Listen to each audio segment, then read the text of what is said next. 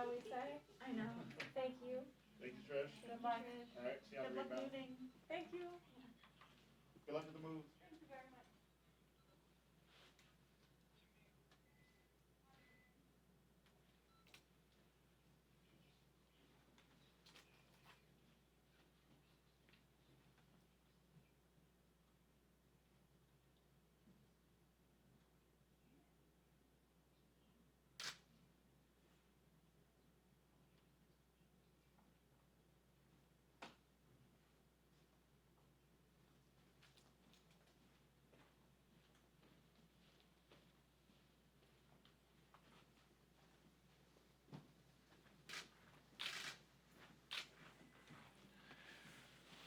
Good morning, everyone.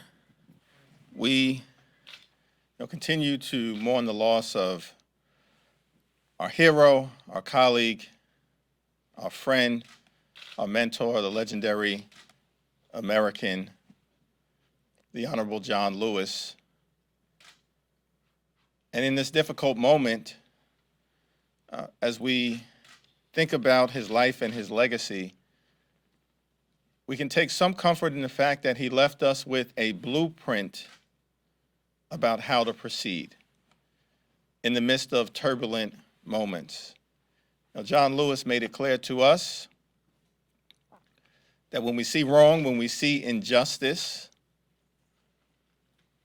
when we see things that need to change, we should find a way to get in the way. We should never give up, never give in, keep the faith, keep our eyes on the prize, and get into some good trouble. On behalf of the American people, John Lewis left us with a blueprint for change, and we're going to try to continue to follow in his historic footsteps. With respect to the COVID-19 pandemic, Donald Trump was half right about the Republican response. The Republican coronavirus bill is not semi-irrelevant. It is totally irrelevant. It is dead on arrival. It is a non-starter. Half the Senate Republicans don't even seem to support the Senate Republican coronavirus bill. We are in a situation in this country where things aren't getting better. They are getting worse. More than 150,000 Americans have died. More than 4 million Americans infected. More than 5 million Americans have lost their employer-based health insurance. More than 100,000 small businesses have permanently closed. More than 50 million Americans are newly unemployed. Rome is burning, and Senate Republicans, along with Donald Trump, are stumbling, fumbling, and bumbling, and the American people are paying the price. In what world do they think an appropriate response to the coronavirus pandemic is to put forth a bill that sets aside almost $2 billion for a new FBI building that is currently named on behalf of J. Edgar Hoover? No support for housing. No support for food assistance. No support for child care. 50 million Americans newly unemployed.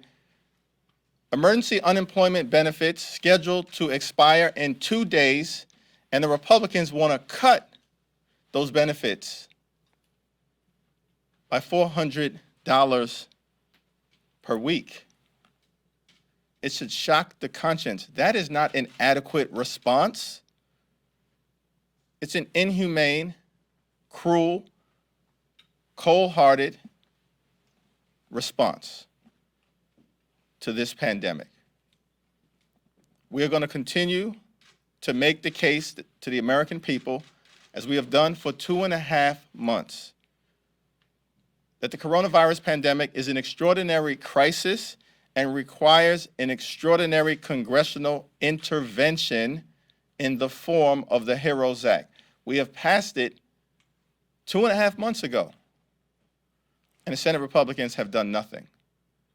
And things haven't gotten better, they've gotten worse. And that's shameful.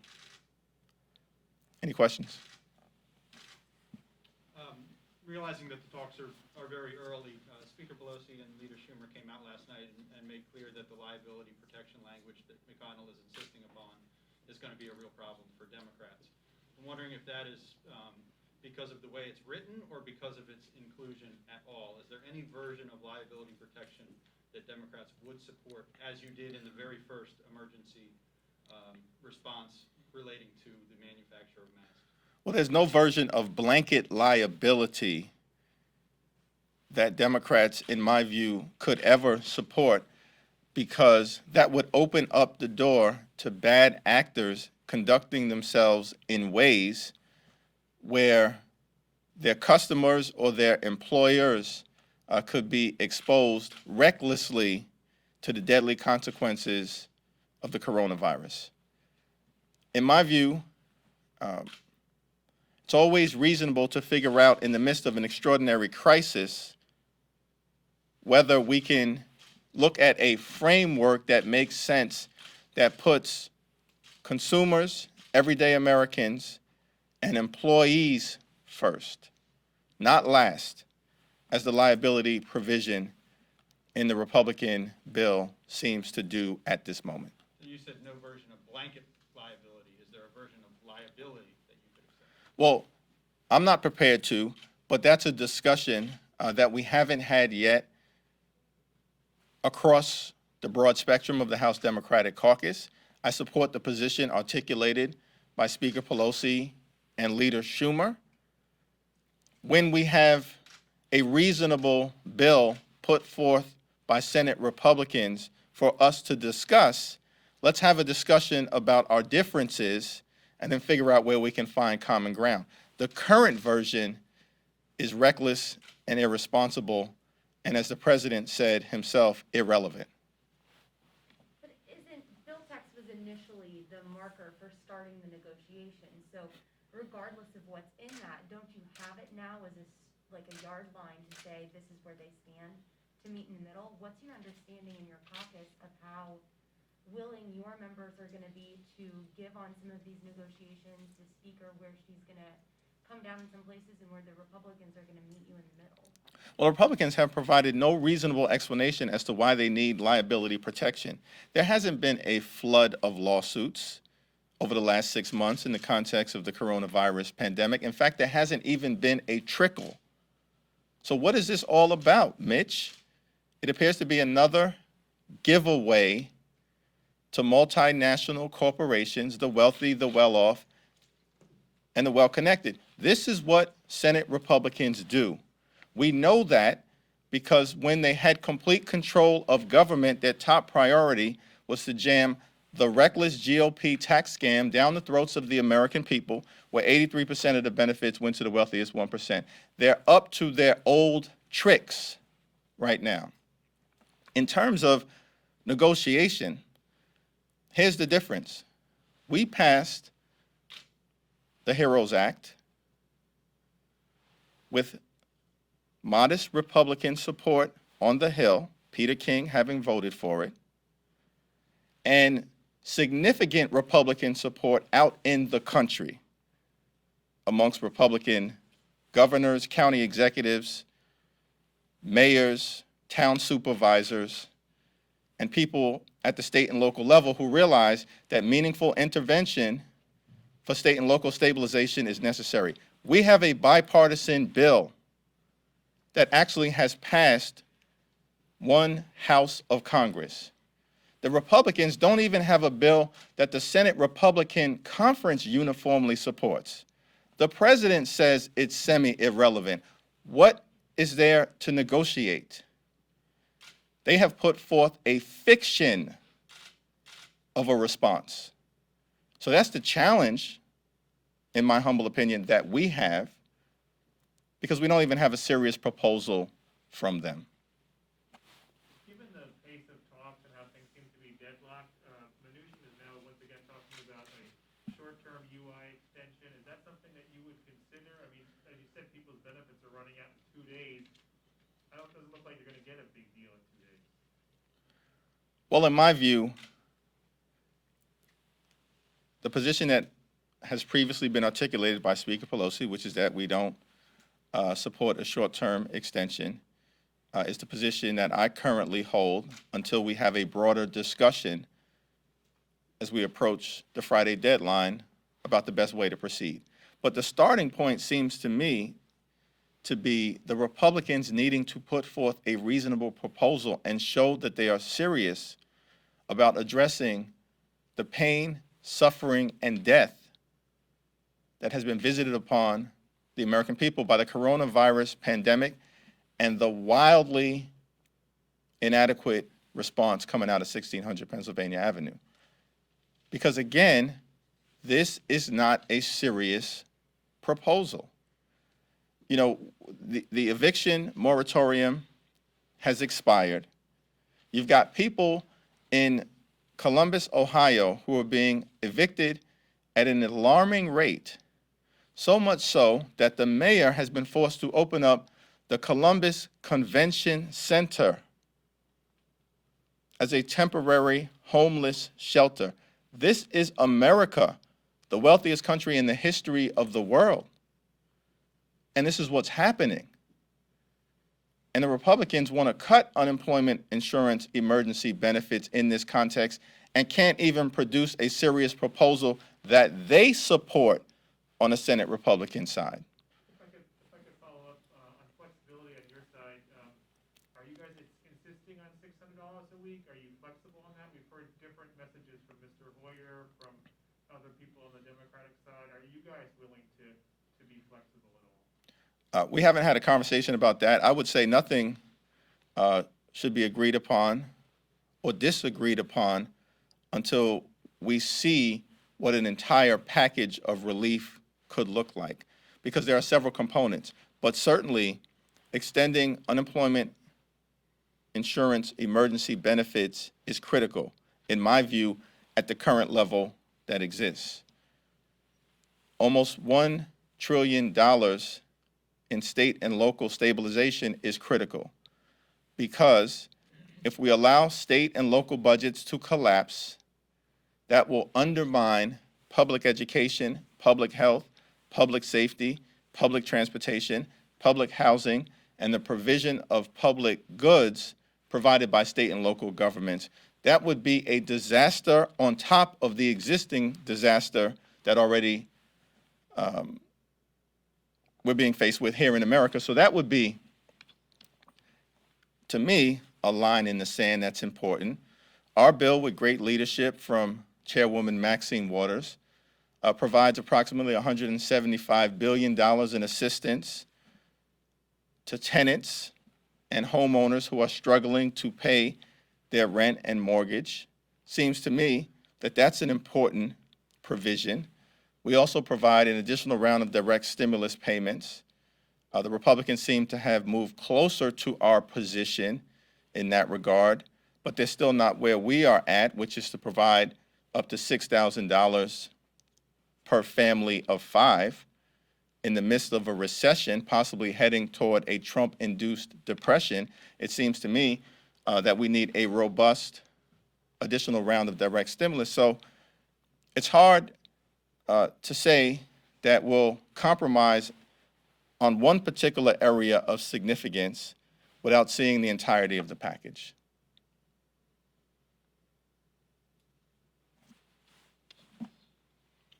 Different topic. You were in the committee room yesterday with Attorney General Barr, and we were talking to Leader Hoyer outside of the room, and he said that judiciary oversight, I think Benny Thompson at DHS, are all working on some sort of legislative response to the protests in Portland and Seattle, but also to Lafayette Square to ensure that these types of things don't happen again.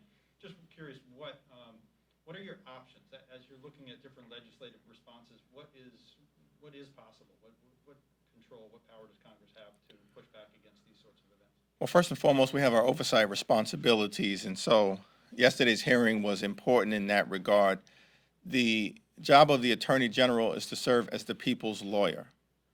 What was clearly demonstrated at the hearing yesterday is that Bill Barr has undermined democracy, undermined the Constitution, and undermined the health, safety, and well-being of the American people.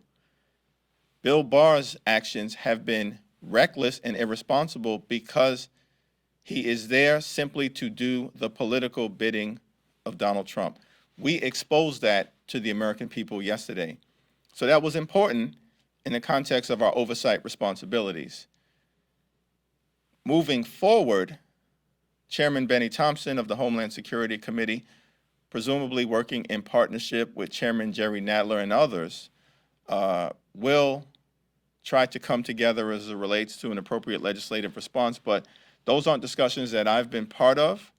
I support the notion that we need to make sure that the rule of law is protected, because in Trump's America, traditional norms mean nothing. We've seen that repeatedly. And so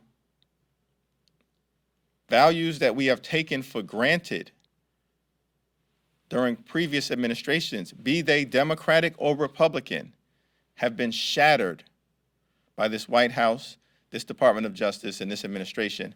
And so generally, I think a legislative response is appropriate. The specifics of that are unclear. Would that come this year, or is that something for 2021? That's unclear.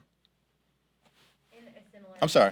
vein- If she's following up, that's fine. Did you have a follow-up? Yeah. Thank you, yes. Would you support opening an impeachment inquiry into Attorney General Barr based off of what you heard yesterday and the actions that you believe he's taken?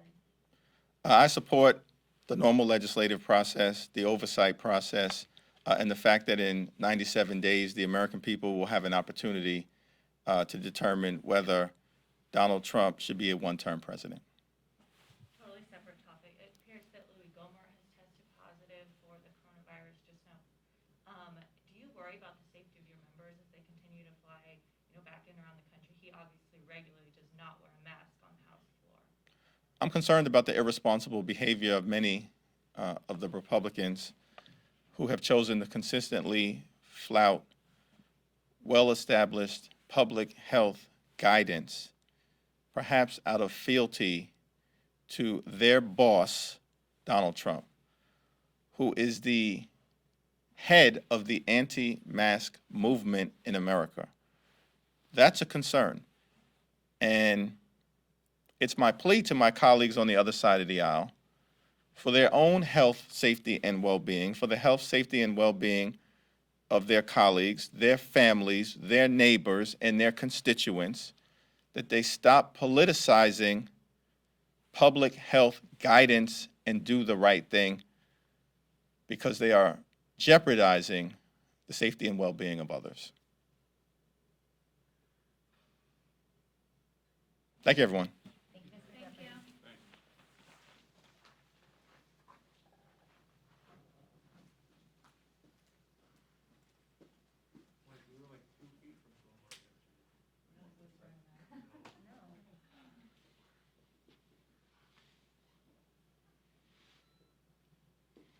Did that come out on Twitter? Yeah, Jake has it. So he was supposed to go with Trump